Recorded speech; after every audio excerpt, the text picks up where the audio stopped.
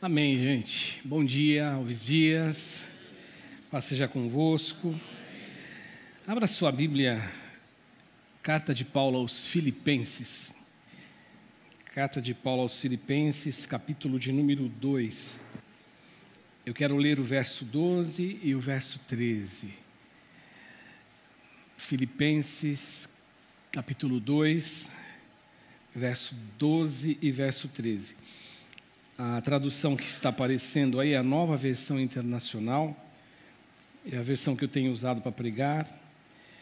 E se você ainda não achou, está aqui. Se você está sem a Bíblia, está aqui. Então, leia comigo também esse texto que diz assim, ó. Assim, meus amados, como sempre vocês obedeceram, não apenas na minha presença, porém muito mais agora na minha ausência. Aí Paulo vai dar um conselho para essa igreja. Ponham em ação a salvação de vocês, com temor e tremor, pois é Deus quem efetua em vocês, tanto querer quanto o realizar, de acordo com a boa vontade dEle. Amém? Jesus querido, que o Teu Espírito agora possa falar conosco, que a Tua palavra possa produzir em nós fruto de justiça, que seja tudo para a Tua glória, que seja tudo para o Teu louvor, que haja alegria, que haja prazer, que haja satisfação no coração e na alma dos Teus filhos e filhas para ouvirem o que o Senhor Deus tem a falar agora. Eu te peço isso, oro assim, no nome de Jesus, amém, amém. Senta um pouquinho, gente.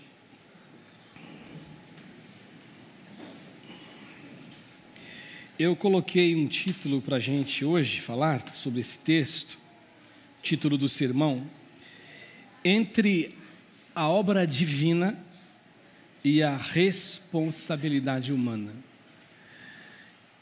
Eu estava falando para o pessoal pela manhã que a gente está bem aí no centro disso. Uma obra e uma ação que ela é divina. A salvação é uma ação divina. A salvação ela é grátis, que nem o pessoal fala, é de grátis, é gratuita.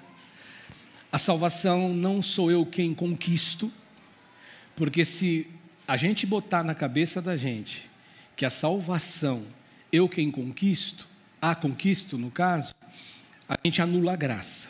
A salvação foi obra de graça, ninguém merece. Então, entre a obra divina, a obra da salvação e a nossa responsabilidade. E é isso que eu queria tratar com vocês aqui hoje, a gente no decorrer da mensagem, da nossa fala, eu espero que você entenda de verdade aquilo que o Espírito Santo colocou no meu coração e aquilo que me chamou a atenção durante essa semana. Eu falei pela manhã que Paulo, apóstolo, foi quem escreveu essa carta aos Filipenses. Paulo foi um dos maiores evangelistas que Deus colocou nessa terra.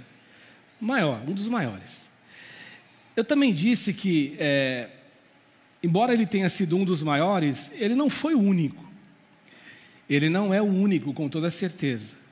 Na história da igreja, mesmo na Bíblia Sagrada, nós vamos encontrar pessoas que pregaram o Evangelho. E o talvez na verdade não é nem a palavra correta, mas com certeza, na tua memória, talvez você vai ter aí, no teu coração, essa memória afetiva de alguém, de algum pregador do Evangelho, que foi um dos grandes evangelistas.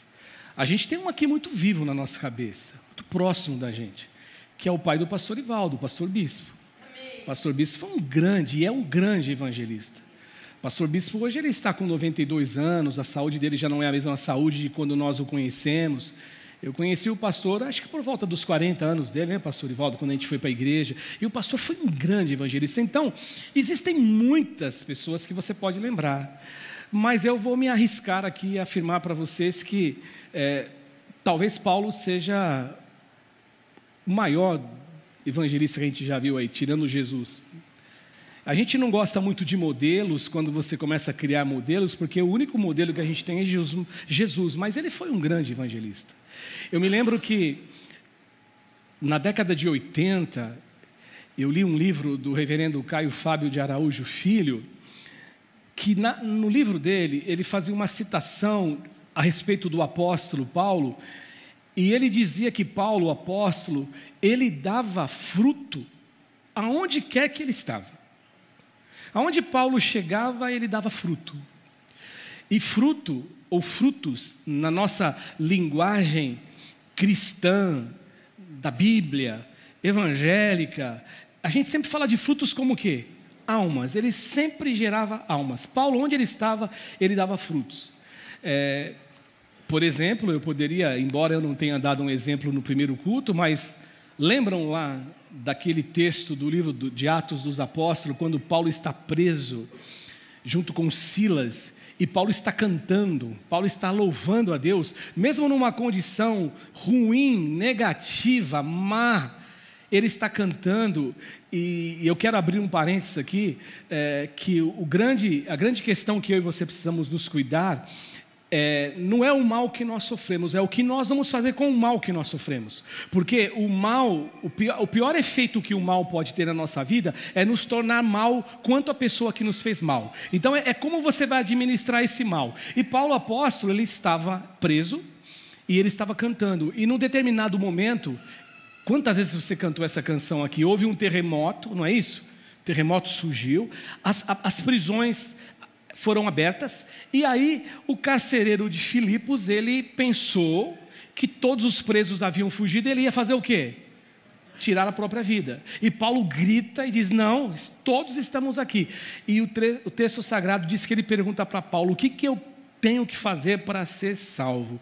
E aí Paulo dá a receita para ele simples, creia no Senhor Jesus, e será salvo tu e a tua casa. E a Bíblia Sagrada vai nos dizer que naquela noite ele e toda a família dele foi batizada, entregaram o coração para Jesus. Então Paulo, aonde ele estava, ele dava fruto, ou frutos. E eu queria levar você a pensar, muito embora você não precisa falar, será que você não lembra de ninguém assim? Será que no teu convívio de crente, de evangélico, de cristianismo, onde você vive, de igreja ou igrejas, nessa andança pela vida que você encontra irmãos, pessoas que servem a Jesus, será que você não conhece ninguém que, mesmo sem, desrespeitar, mesmo sem ser totalmente abrupto, mas ele fala de um jeito que ele encanta? Ele fala de um jeito, e esse jeito que encanta, existe uma razão do encantamento, porque é o Espírito Santo que vai fluindo na boca dessa pessoa, e essa pessoa vai falando, e ele vai conseguindo tocar, através do poder de Deus, o coração dos seus ouvintes. Isso deveria chamar a nossa atenção, porque Paulo, apóstolo, bem como Paulo, no caso, como Paulo e tantos outros, ainda existe em nosso meio pessoas que carregam a certeza e a convicção de que quando eles estão falando do Evangelho para alguém, quando eles estão falando de Jesus para alguém, em primeiro lugar, a primeira coisa que a gente tem que saber, e esses caras carregam essa convicção, eles não estão falando primeiro de um projeto religioso, eles não estão vendendo um produto qualquer, não, eles estão falando do poder de Deus para a salvação de todo aquele que crê, como Paulo disse lá, escrevendo a carta aos Romanos. Ou seja, ele está falando, não é de alguma coisa, ele não está tentando convencer alguém, para que esse alguém, ele adote uma posição na vida, para que ele possa usufruir desse bem, dessa posição, como consequência do ato dele, só nessa vida. Não, Paulo sabe que existe, Paulo sabia, e essas pessoas também sabem que existe algo muito além disso aqui. A salvação é muito além disso aqui. A salvação é viver na eternidade, a salvação é ter acesso à eternidade, a salvação é colocar o pé na eternidade, é isso mesmo, coloquei o pé lá, e eles sabiam disso. Porque esses caras, ao contrário de achar que eles estavam vendendo um produto qualquer, uma mensagem qualquer, algo para ser utilizado só hoje, não. Eles sabiam que os seus ouvintes precisavam de salvação. É você olhar para o teu amigo lá na empresa É você olhar para o teu familiar, é você olhar para aquele primo chato do final do ano que enche a cara e fica tirando sarro que você não é crente, ou o cunhado, né? Aquele cara que pega no teu pé, que tem hora que você fica até bravo com ele, né? Porque tem bêbado que fica bravo, tem bêbado que fica violento, tem bêbado que fica engraçado, e tem bêbado que fica chato. Aí você fala, que cara chato, mas é você saber que aquele cara chato, ele é alguém por quem Jesus morreu na cruz para transformar a vida dele. E sabe quem Jesus quer usar para transformar a vida dele?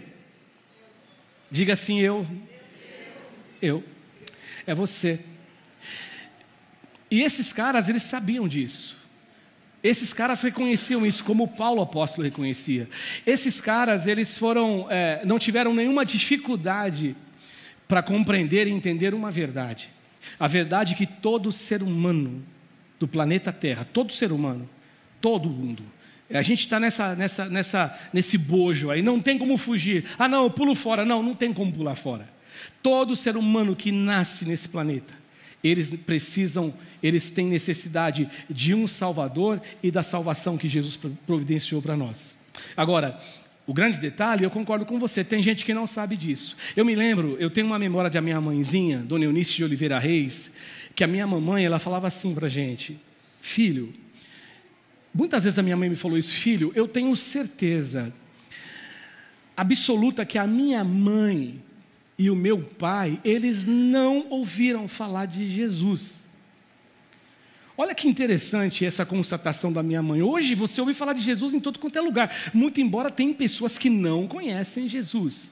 Mas a minha mãe dizia assim, filho, e eu me lembro que a minha mãe, gente, ela falava isso para mim com um coração um pouco, não descansado, não quietinho, ou descansando. Ela dizia assim, poxa, com uma preocupação nela, será que meu pai e a minha mãe vão ter acesso à salvação? Eu lembro que ela, vira e mexe, a gente quando estava conversando sobre isso, ela lembrava disso, pastora Rita. E eu creio num Deus que é justo. Eu creio em um Deus que um dia que eu estiver face a face com Ele, frente a frente, todo ser humano que estiver frente a frente com Ele, e seja o julgamento que Ele for aplicar sobre nós, como eu conversava com a Bárbara agora no intervalo, quando lá em Mateus 24, Mateus também tem um capítulo de Mateus, se não me engano é 7, que as pessoas vão dizer assim para Ele, olha, eu preguei em Teu nome, eu expulsei demônio, eu fiz muitas obras, e Jesus vai dizer assim, ó, sai daqui, eu não te conheço. Eu não te conheço. Mas eu fiz em Teu nome, mas eu não te conheço. E por outro lado, lá em Mateus, acho que é 24, quando tem lá a separação das ovelhas, dos bodes, o que nos é dito ali, que Jesus vai dizer assim, ó, vai colocar uns caras do lado do mal, e vai chegar para outros e vai dizer assim, ó, eu tive fome, vocês deram a mim do quê? De comer. Eu tive sede e vocês me deram de beber. Eu estava com fome, eu estava com frio e vocês me cobriram. Eu estava preso e vocês foram me visitar. E eles vão perguntar para Jesus, mas quando que isso aconteceu? E aí Jesus fala assim, quando vocês fizeram a um dos meus pequeninos, vocês fizeram a mim. Então, o que eu preciso botar na minha cabeça é que, muito embora tem pessoas que não saibam da salvação, ou muitos não aceitam nem abrir um diálogo para que se fale sobre o assunto e o tema, porque eles rejeitam, eles não acreditam, eu e você precisamos saber que é nossa missão, sim, falar de Jesus, falar da salvação, por onde a gente conviver. Qual é o espaço que eu alcanço? Lembra que um dia eu conversei que cada um tem um todo? Você tem um todo, cada um de nós temos um todo. Aonde você vai? É no teu trabalho? É no salão de cabeleireiro? Quando a mulherada começa a falar, o pessoal fala que a mulherada fala muito, como se homem não falasse, né? Já disseram que quando a gente for para o céu, as mulheres vão chegar depois da gente, porque diz o Apocalipse que houve meia hora de silêncio no céu. Aí disseram, não, as mulheres não haviam chegado, mas o dia que eu contei isso aqui na pregação, aí veio um papelzinho para mim assim, Sabe, Alex? Mandaram um papelzinho e me interromperam na pregação. Eu estava pregando, eu lembro que eu pregava atrás do púlpito. Vieram assim, Bida, trouxe um papel, e era um papel de uma feminista. Disse assim: pastor, eu não concordo com isso. E eu não concordo, e vou dizer mais. Não é que a gente chegou depois, é que a gente chegou primeiro e estava orando para vocês conseguirem chegar. E aí eu tomei. Pode aplaudir, mulherada, pode aplaudir. Falei: vai, seu machista de plantão. Vai soltar essas piadinhas machistas. Brincando aqui, fechando, né, o parênteses da brincadeira, o fato é o seguinte, lá no salão você pode falar de Jesus. A gente não está lá no salão. Lá onde você trabalha, a gente não está, você está. Você é um agente de Deus. Você é um reconciliador. Você tem um ministério da reconciliação. Agora, olha que interessante. Só que eu fico pensando que nessa dinâmica da vida, na lógica humana da vida, só reconhece quem precisa, que é necessário um Salvador e de salvação, quem compreendeu isso pela graça de Deus. Eu não sei você, eu acho que tem temas na Bíblia que são muito, muito para a gente entender. A gente tenta, sabe, faz um esforço, mas tem coisas que você fala: puxa, como que é isso, né? Deus amou o mundo de tal maneira que deu o seu Filho para morrer na cruz, por todos aqueles que creem, né? Que creem nele, para que eles tenham vida eterna, não pereçam. A Bíblia também fala assim, João dizendo, o apóstolo João, o discípulo que ele se autodenominou o discípulo do amor, ele chega e diz assim: ó, nós fomos amados, nós não amamos, nós fomos amados primeiro, ele nos amou primeiro. Mas o fato é que Deus, ele é extremamente misericordioso, e se não houver esse toque, esse convite, esse sopro de graça, esse sopro do Espírito Santo, se não houver, não existe por parte da humanidade, nunca existirá por parte da humanidade o desejo do quê? De salvação. Porque o grande problema é que a gente se sente salvo, a gente se sente bem, e é um grande engodo, ou um grande engano da alma humana, é achar que a alma humana, achar que eu e você, achar que nós podemos sim sobreviver sem essa salvação. A gente não tem vida. Vida é só em Jesus. João foi tão direto, gente. João foi tão direto quando ele disse assim: aquele que tem o Filho de Deus tem a vida. Quem não tem o Filho de Deus não tem a vida. Ou seja, eu preciso da vida. Eu preciso da vida. E aí eu entro na minha lição de hoje, que vai aparecer para você aí, a lição que já apareceu, que a salvação é a grande razão que deveria nos importar. A salvação, o que eu deveria trabalhar, me preocupar com a salvação? Seria a grande razão. A pergunta que não cala é exatamente essa: se você tem essa certeza. Eu sei que muita gente não tem certeza porque não está aprendendo certo, porque ele acha que depende dele. Então, se ele acorda hoje de manhã, eu vou falar o contrário do que eu falei 8h30, ele dá uma fechada no motoqueiro, o motoqueiro vem, ele fala: vou fechar esse cara aí, esse cara está com muito barulho, ele dá uma fechada, tem aquele ímpeto humano. Aí ele fala: cara, ele chega aqui na igreja, o pastor está pregando isso, você fala: cara, eu não tenho salvação, eu fechei o motoqueiro, não foi legal o que eu fiz. Aí, agora só que é o seguinte, aí na semana seguinte, ele vê o motoqueiro, aí ele lembra, né? Aí ele fala assim: não vou fechar o motoqueiro não, eu vou frear. Passa, motoqueiro, passa também o outro motoqueiro. Ah, tem uma velhinha ali, passa também, velhinha. E o cara atrás dele desesperado, já louco para xingar ele, fala: o que esse cara está fazendo? Aí ele se sente, e o grande problema é a gente se sentir. Eu me sinto salvo hoje, não me sinto salvo amanhã, me sinto salvo hoje, não me sinto amanhã, ou seja, fica lá e para cá, estica e puxa. Na verdade não é isso que Jesus falou para a gente, usando o apóstolo Paulo para dizer para a gente: se com tua boca você confessar que Jesus te ressuscitou dos mortos, e no seu coração você crê nisso, nessa mensagem, nessa fala, você é salvo. Não tem segredo. Agora, não tem cinismo. Não pode ter cinismo. Tem que existir verdade. E uma coisa que eu aprendi é que a salvação, esse tema no meu coração, deveria ser algo que eu me entregasse totalmente a ele. Eu vou me entregar totalmente a esse tema, a salvação. Porque o sacrifício foi um sacrifício de sangue. É um alto sacrifício. Como nós cantávamos no Ferrazópolis: eu sei que foi pago um alto preço, para que contigo nós fôssemos um, meu irmão. Jesus morre por mim, então eu deveria gastar tempo nisso. Eu deveria. E na semana passada nós ouvimos sobre a necessidade de a gente tornar isso notório, falar dessa salvação, dessa obra. E eu me lembro que o pastor Ivaldo falou por 3 motivos e 3 razões. Talvez você vai lembrar também. O primeiro motivo que ele falou, porque quem é salvo, ele se livra do quê? Da condenação. Da condenação eterna, do lago de fogo, que não foi nem preparado para ser humano, foi para Satanás e seus anjos. Mas tem gente que está sendo enganado por ele, que vai e deseja. E tem gente até que quer estar lá. Você viu aqueles caras que tem aquelas religiões satanistas, que os caras falam, não, eu quero ter o Satanás comigo mesmo. E aí o pessoal fica preocupado, eu falo, isso aí me preocupa menos, essa religião, porque os caras, quem vai para lá, já é declarado mesmo. Agora, a sutileza é pior. Então tem gente que vai na sutileza e está indo. Quando você prega o evangelho para uma pessoa, você está salvando essa pessoa da condenação. É interessante, né? Tem gente que não prega, tem gente que não fala nada, e quando fala, desprega. Eu já contei aqui de uma irmã que chegou aqui para mim um dia e falou assim, pastor, eu estou com dúvida. Ela tinha se batizado 1 mês antes. Eu estou com dúvida. Por que, irmã, está com dúvida? Porque alguém falou para mim, no meu trabalho, que a nossa igreja não é a igreja correta, é uma igreja que é uma seita, que eu não posso estar nessa igreja, que eu estou indo para o outro caminho, não o caminho da salvação, o caminho da perdição. E aí eu calmamente respirei e fiquei fazendo questionamentos para ela. Eu perguntei para ela assim, essa pessoa que falou para você, ela é evangélica? É. Quanto tempo você trabalha com essa pessoa? Acho que uns 10 anos, pastor. E nesses 10 anos essa pessoa falou de Jesus para você alguma vez? Não, nunca me falou.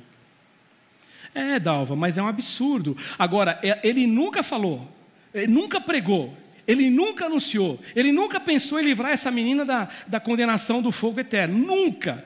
Mas o dia que essa menina chega na segunda-feira para trabalhar, com o coração cheio de alegria, explodindo de alegria, porque ela desceu as águas no final de semana, ele pega e joga um balde gelado com um líquido infernal, lá direto de Satanás. Lá. Eu acho que nem o pastor Evaldo brinca, às vezes nem o diabo pensou naquilo que ele pensou, ele vai lá e joga. Quer dizer, o cara não prega e desprega ainda, pastor Evaldo. Ou seja, então, quando você prega, foi a primeira razão que o pastor nos deu, você livra a pessoa do fogo eterno. A segunda, lembra que ele falou? Deus conta comigo e com você. Nós somos o que dele? Cooperadores.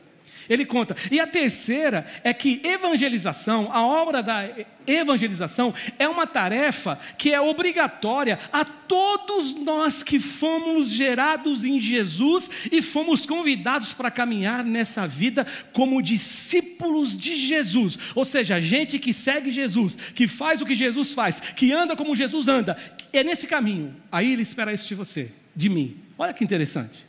Só que não é curioso que o ser humano, a humanidade, eles se ocupam ou ocupam a sua mente com ocupações, com preocupações, com tanta coisa, e menos com aquilo que interessa realmente, que nós deveríamos nos preocupar. É muito interessante isso. Agora, é lógico que eu penso assim, existe uma guerra espiritual. Quando quem foi lá na igreja do pastor Bispo, quando a gente foi comemorar os 92 anos, virou eu cantar uma canção que a gente cantava lá. A irmã Nenê falou, pastor, eu não encontrei essa canção. Eu falei, é que ela é de 1979, irmã, eu te mando o link. É muito tempo. Aí talvez você olhar e falar, mas pastor, 79 existia mundo, eu cheguei só na década eu cheguei em 2000, já tinha mundo, 79 tinha, irmão. Tinha. Mas essa música do pastor Carlos Moisés, ele fala assim que a nossa alma estava em jogo. Existia uma guerra, uma batalha. Jesus guerreando por nós. Então existe a questão da espiritualidade. Eu acredito que existe. Prova disso, tudo que você posta na internet, a menos que você seja um cara aí bem conhecido, mas tudo que você posta na internet, no teu canal, quando é no teu Instagram, no teu Facebook da vida, quando é de Jesus, tem muita gente que vê ou pouca gente? Pouca curtida ou muita curtida? Agora, se você colocar um monte de besterol lá, um monte de bobeira, que tem umas bobeiras que é tão bobo que chega a ser engraçado, que é tão bobo. Olha lá quantas coisas que tem. O negócio vai longe. Por quê? Porque é uma guerra. É uma guerra espiritual. A gente se ocupa com muita coisa. Agora, esse texto deixa claro que Paulo sabia qual era a razão das razões que deveria nos importar. Ele sabia. Paulo determinou: no meu coração a salvação é a razão das razões, a grande razão dentre as razões que eu tenho que me preocupar, que eu tenho que me interessar. O que Paulo estava dizendo aqui é que, embora ele explique, ele vai deixar muito claro, ele sabia que ele tinha recebido não de si, não do seu esforço, só que ele tinha certeza que ele tinha que ter cuidado. O que Paulo está dizendo é o seguinte: eu não consigo obter a salvação, eu não posso obtê-la só por obtê-la, mas eu preciso ter cuidado e diligência. O que Paulo está dizendo é o seguinte: a salvação é um dom, é gratuito, é um presente, é presente que Deus te deu, é graça. Só que Paulo está dizendo o seguinte, mas precisa ter perseverança, precisa ter responsabilidade. Agora, eu quero deixar bem claro, Paulo não está dizendo que eu a conquisto. Paulo está dizendo que eu preciso desenvolvê-la. Olha que é diferente. Conquistar eu não conquisto. O homem mais santo do planeta Terra. Você acha que tem santos que passaram por esse planeta? O que vocês acham? Tem santos no sentido de ser servos, de ser separados. Tem homens que são piedosos, mulheres que são piedosas, pessoas que fazem coisas extraordinárias, pessoas que quando você conversa com essas pessoas, você é tocado, você, sabe, tem alguma coisa diferente, tem o Espírito de Deus, tem um sopro divino nessas pessoas. Mas essas pessoas, por mais santas que elas sejam, piedosas, elas não conseguem a salvação sozinhas, de jeito nenhum. Agora, o que é legal nesse texto, que Paulo, quando ele diz aqui, eu vou ler para você de novo, pois, o 12, né? Assim, meus amados, como vocês obedeceram, não apenas na minha presença, porém muito mais agora na ausência. Olha o que Paulo vai dizer para os irmãos de Filipos: ponham em ação a salvação de vocês com temor e tremor. Eu vejo aqui nesse texto, que é uma das passagens, esse versículo, é uma das passagens da Bíblia, extraordinárias, porque ela nos coloca diante dos nossos olhos, sabe, o que tem que existir, que existe aqui, existe o equilíbrio entre a ação divina e a responsabilidade humana, naquilo que nós somos como servos de Deus, na nossa vida cristã. É isso que ele está falando. E eu vejo aqui como se, aliás, não é nem o que eu vejo, o texto original, eu fui dar uma pesquisadinha lá com os nossos professores que nos ajudam, e eles disseram que a ideia aqui do texto original é trabalhar até o fim, é levar a missão, sabe, entregar a missão na realização. É que nem dizia lá, missão dada, o quê? Missão cumprida. Me deu a missão, eu vou, não interessa, eu não vou desistir. E aí eu penso assim, não é desistir mesmo, nada pode chamar nossa atenção, nada pode roubar nossa atenção. Não posso olhar nem para a direita, não posso olhar nem para a esquerda. E aí, eu quero usar uma figura aqui, uma comparação, uma metáfora. Nem mesmo quando eu tiver desejo de comer um prato, que eu saiba que aquele prato ele vai matar a minha fome no momento. Momentaneamente. Como no caso de Esaú, que trocou o direito dele do quê? Primogenitura, porque ele estava com o quê? Fome. E ele disse assim: para que me serve esse direito de primogenitura? Para que me serve isso? E aqui eu chamo a tua atenção também. Lembra que eu falei? Eu não estou comparando a questão literal do prato que você vai comer, mas pensa no sentido simbólico. Qual é o prato que você come, que você despreza o seu direito de salvação? Tem muita gente que está desprezando o direito de salvação, porque na hora que chega ali o problema, a tentação, a fome do estômago, ou a fome de outras coisas, esse cara ele cede à tentação, porque ele fala: cara, que me adianta isso? Depois eu dou um jeito, depois eu choro lá.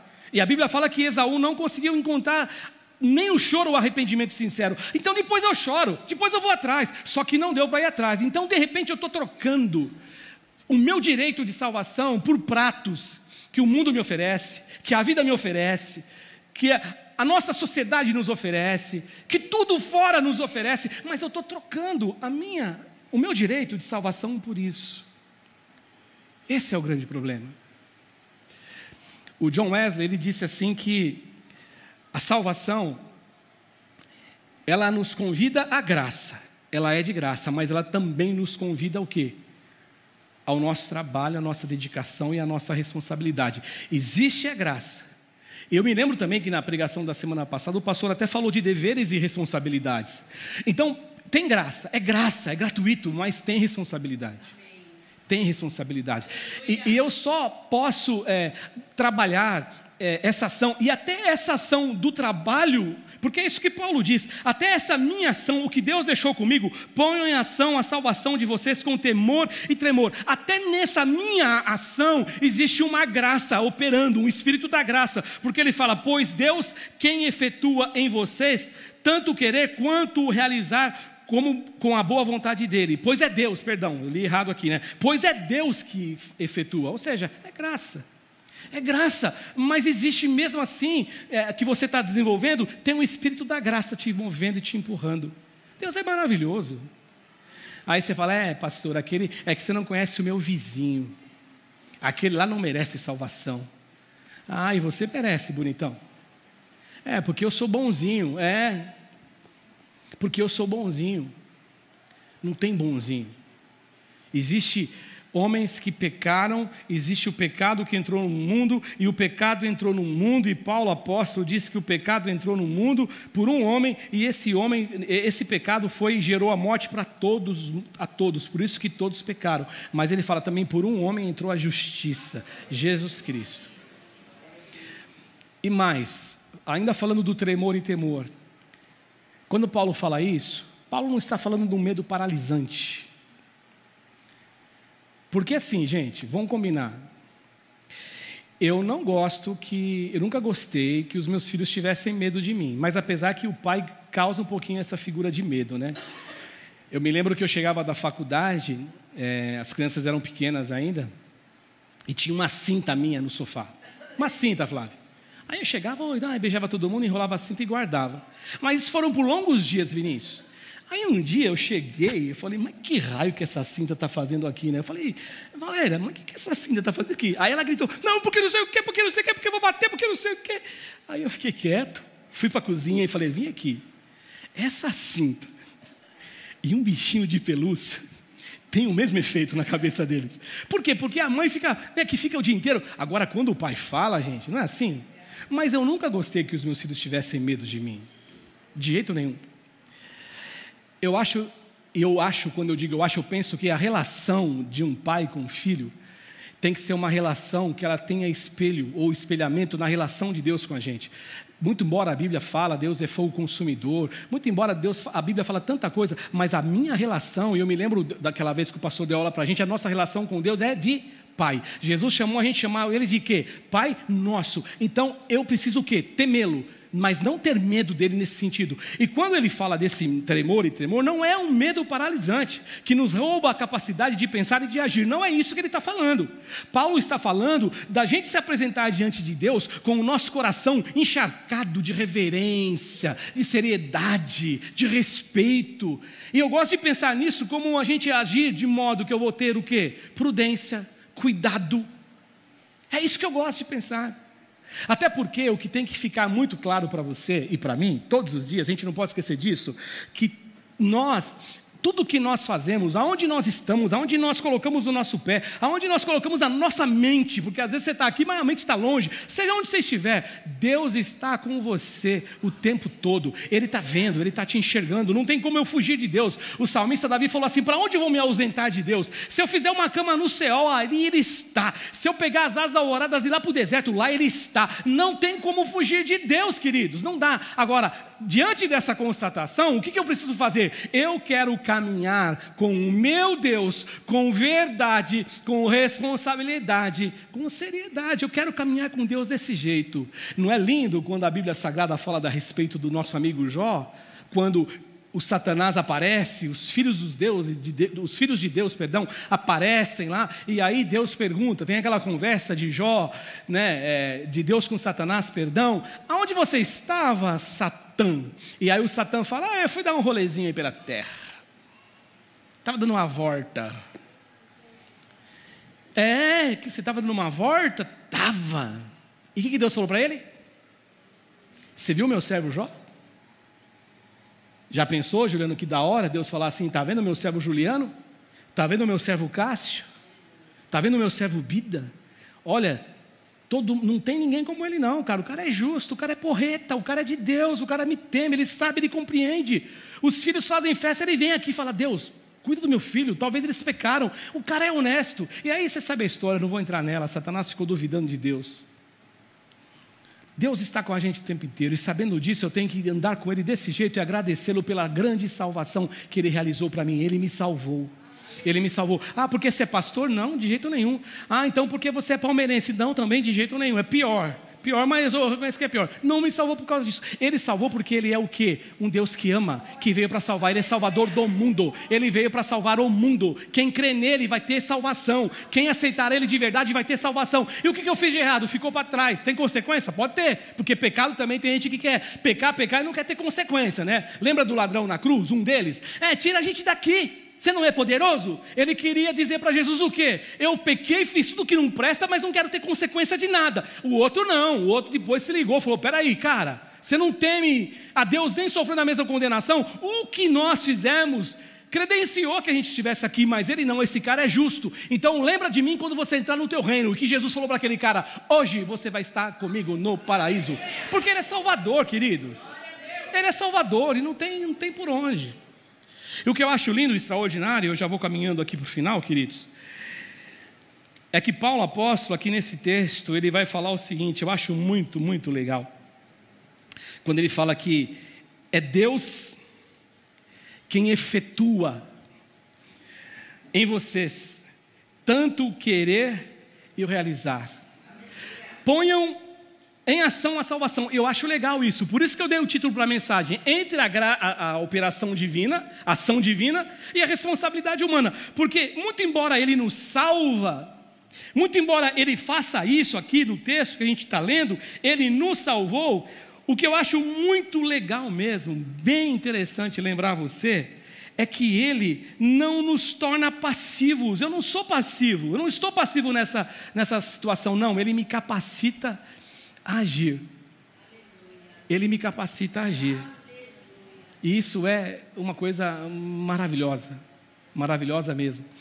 E eu me lembro de algumas coisas, né? Eu me lembro, por exemplo, do Salmo 90, versículo 12, quando o salmista fala assim, Senhor, ensina-me a contar os meus dias de tal maneira que eu encontre sabedoria para viver nos meus dias, que os meus dias vão sendo melhores. Contar dias pode até ser, literalmente, contar dias, né? Contar dias. Eu vou fazer 61 anos em novembro, se a gente multiplicar aí, já tem bastante dias vividos, mas vai contando. Mas eu gosto também de pensar em contar dias, não só contando dias, 1, 2, 3, 4, 5. Eu gosto de contar dias no sentido assim, eu quero melhorar, me dá sabedoria, para alcançar coração sábio.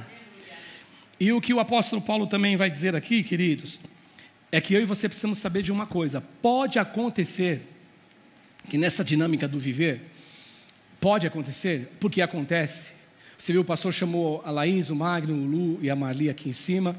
A gente esteve com eles essa semana. A irmã Gorete, o senhor Alevon, o Estevão, né, o Orlando Estevão também, que é o pai do Lu. Pode acontecer o dia mau, mas o que eu preciso entender? Que mesmo nessa situação, mesmo nessa história, nesse lance, dessa dinâmica da vida de sofrimento, de dor, aí eu preciso trazer à memória uma coisa, eu preciso fazer um exercício.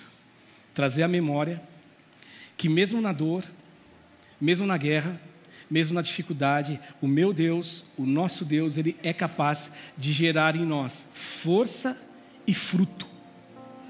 Força e fruto. Eu lembro que uma vez eu preguei aqui, não lembro que ano que foi, numa sessão de pregações na terça-feira, eu acho que eu preguei 3 sermões seguidos na terça-feira falando só sobre aquele texto, a minha graça te basta, porque o meu poder se aperfeiçoa na fraqueza. E eu gosto muito quando o apóstolo Paulo, ele escreve, né, com muita clareza aos Coríntios, dizendo assim, quando eu sou fraco, é aí que eu sou forte. Quando Deus fala para ele assim, não se vangloria não, cara. A minha graça basta para você, porque o meu poder se aperfeiçoa na minha fraqueza. Então ele fala assim, de boa vontade eu vou me gloriar nas minhas fraquezas, para que em mim habite o quê? O poder de Cristo. E eu concluo dizendo para vocês que eu aprendi uma lição. E até ela foi reforçada nessa semana, quando eu comecei a estudar esse sermão. Eu já tinha escutado, já tinha aprendido, eu creio de verdade, mas ela refrescou, ela ficou mais... Sabe quando você vai ver alguma coisa que você já viu há muito tempo, você fala, cara, eu não lembrava disso, olha que legal, que bacana, é isso mesmo, me trouxe a memória, resgatei isso. Não é nem ressignificar, é resgatar mesmo. Eu creio de coração que a nossa vida cristã, ela é uma parceria de graça e esforço com Deus. É uma parceria de graça e de esforço com Deus. É Ele quem nos dá a salvação. É Ele quem marcou você e selou você com a salvação. Mas Ele espera de você o quê? Que você tenha uma ação, que você coopere, que você desenvolva essa salvação. Tem um teólogo que ele já mora no céu, o Dallas Willard. Ele disse uma vez que a oração é uma conversa nossa com Deus a respeito de coisas que nós vamos fazer ou fazemos juntos, coisas que fazemos juntos com Ele. Então, o que ele quis dizer? Na oração, não é um momento de eu chegar e pedir para Deus, faça tudo e eu não faço nada. Não. Chega diante de Deus e saiba, você vai orar, vai falar com Deus, e Deus vai falar o seguinte: vamos fazer assim? Vamos junto nessa aí? Vamos nessa caminhada? E eu penso que, muito embora o Dallas Willard ele está dizendo a respeito de oração, o contexto é esse, mas eu gosto de pensar também que isso vale para tudo na vida da gente, para tudo, inclusive para a nossa salvação, desenvolver a salvação, porque foi isso que Paulo apóstolo disse, né? Ponham, é o que ele fala aqui no versículo 13, né? Ele fala assim, ó, ponham, cadê o ponham, gente? Jesus amado, sumiu. Ponham em ação a salvação de vocês com temor e tremor. Então, o que eu termino a minha última fala com vocês, a minha última frase aqui. Eu sei que a salvação é de grátis, é gratuita. Eu sei. E nós temos que crer nisso, que é quem salva a mim e a você, quem é? Deus. Porque você merece? Não. Mas eu posso fazer uma coisa que Paulo nos ensinou hoje aqui: andar em oração, em humildade. E aí nessa caminhada de oração e humildade, ele me coloca numa outra estrada, que é caminhar com o coração recheado de fé em desenvolver aquilo que ele já plantou no meu coração. E o que ele plantou no meu coração foi a salvação. A minha oração, meus irmãos, é que eu e você, a gente aprenda a confiar tudo, absolutamente tudo, nas mãos de Deus, inclusive esse processo de desenvolver a nossa salvação com temor e com tremor. Que Deus abençoe você, em nome de Jesus. A gente já volta já, tá?